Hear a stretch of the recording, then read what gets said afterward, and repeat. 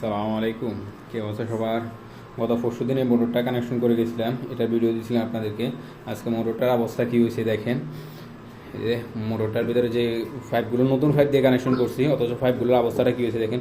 ফুলও মোটা হয়ে গেছে, আর এখান দিয়ে তো দিলবা থেকে বাইর হয়ে গেছে গাড়া থেকে ছুটি। এই যে দেখেন এখানে কুয়াটা কিন্তু হাতে ছিল, আর এখানে যে দেখেন কুয়া আরেকটা ছিলাম এটাও কিন্তু খুলে বের হয়ে গেছে। মানে অবস্থাটা খুবই খারাপ। তো এখানে যতগুলা বড় মোটর আছে প্রত্যেকটা মোটরের কিন্তু উপরের দিকে যে পানি যায় ওই লাইনটার ভিতরে কিন্তু একটা স্যাক বাল্ব থাকে, যে দেখেন এরকম। তো আমি বাল্বটাও চেক করলাম যে বাল্ব ঠিক আছে, কারণ উপরের দিকে এটা হলো চারতলা মাদ্রাসা, এটার ভিতরে মনে করছি উপরের চারতলার উপরে যে পানিগুলো উঠতেছে উঠার পরে যায় রিটার্ন যাতে পানিগুলো নিচের দিকে না আসে, যাতে মোটরের ভিতরে চাপ না পড়ে, সেই জন্য এই চেক বলটা দেওয়া হয়।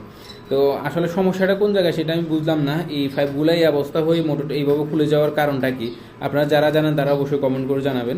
আর এই যে দেখেন এখানে সাদ্য বাসেল যেটা এটার ভিতরে ঘামাতেছে না, এটাও মিয়া মিয়া।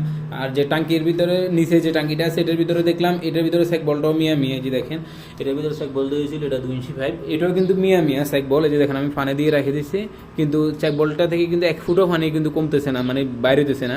তো স্যাক বলটাও মিয়া মিয়া। আর অন্য কোনো তরিকা আছে কিনা যে স্যাক বলটা চেক করার জন্য? হয়তো বা একবার ধরে পানি, হয়তো বা আরেকবার না ধরতে পারে। আসলে সমস্যাটা কোন জায়গায় আপনারা যারা জানেন তারা একটু কমেন্ট করে জানাবেন।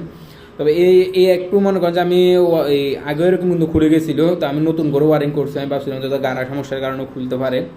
আর এই যে দেখেন আর পুরোটা কিন্তু যে হাতিদের কিন্তু ওয়ারিংটা, তা হাতিদের ওয়ারিংয়ে তো কোনো সমস্যা হয় নাই। এই যে দেখেন যেটা নর্মাল পাইপ দিয়ে কিন্তু নিব্র হার না বারের পাইপ, তো এটা দিয়ে পাইপটা কিন্তু মোটা দেখেন।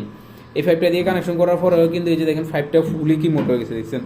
পাইপটা ফুলে মনে করছে কুয়া খুলে গেছে, এরপর যে জিলবের একটা খুলে গেছে দেখছেন। অবস্থাটা কী হয়েছে আসলে, এটা কী কারণে হয়েছে মানে আমি নিজে বুঝতেছি না। আমার মনে হতেছে যে টাঙ্কির ভিতরে যে পাইপটা গেছে এই পাইপটার ভিতরে কোথাও না কোথাও লিক করতেছে। আর না হলে যে দেখেন এখানে চেক বাল্ব যেটা আছে এটা থেকে হয়তো পানি ছাড়ে দিছে, তো হয়তো মোটরটা চলতে আছে এটার কারণে হয়তো গরমের কারণে পাইপগুলো এরকম অবস্থা, এই অবস্থা হয়ে গেছে। এটা যদি অন্য কোনো কারণ থাকে বা কোনো ইয়ে থাকে তাহলে অবশ্যই আপনারা কমেন্ট করে জানাবেন। আর এই জিনিস এটার কিন্তু আওয়ামা লাগানো নয়, আওয়ামা থাকলে তো উপরে টাঙ্কি ফুল হলে অটোমেটিক বন্ধ হয়ে যেত। তো এই যে দেখেন এই জায়গাটার ভিতরে এখানে কিন্তু এই যে ব্যাটারিটা তুললে মনে করেন যে চলবে, আর ব্যাটারিটা কিন্তু বন্ধ করে দিলে বন্ধ হয়ে যাবে। এটার ভিতরে কিন্তু কোনো অটোমেটিক লাগানো নাই। তো এই শুধু এই একটা মাদ্রাসার ভিতরে এখানে কোনো অটোমেটিক লাগানো নাই, এটার জন্য সমস্যা হইতেছে। আসলে আমি গত পরশুদিন যখন কানেকশন করে দিয়ে গেছি, যখন ছবি তুলে মুদিরের কাছে ফাটাইছি, মুদির বলতে মাশাআল্লাহ মিয়া মিয়া, মনে করেন যে প্রশংসা করছিল না, কাজ মিয়া মিয়া হয়েছে। কিন্তু আজকে সকাল সকাল কল দিয়ে বলে যে ডিউটির টাইমের আগেই কল দিয়ে বলে যে পানি উঠতেছে না, আর অবস্থা খারাপ টাঙ্কি মোটরের। তো আমি সকাল সকাল চলে আসছি, আমরা নাস্তাও করি নাই, নাস্তা অর্ধেক করছি, আর অর্ধেক অবস্থায় কল দিয়েছে মুদির এমনি উপরে চলে আসছি। তা অবস্থাটা কীরকম হয়েছে দেখেন, উপরে টাঙ্কির ভিতরে পানি নাই আর নিচে অবস্থাটা এরকম হয়ে আছে দেখেন। এখন খুলে সব কিছু চেক করে দেখলাম যে কোথাও কোনো সমস্যা নাই। তা আসলে আমি বুঝতেছি না কোথায় সমস্যা। আপনারা যারা জানেন তারা অবশ্যই একটু কমেন্ট করে জানাবেন, তাহলে আমার জন্য একটু উপকার হবে। আর আমি এখনই কাজটা করতেছি।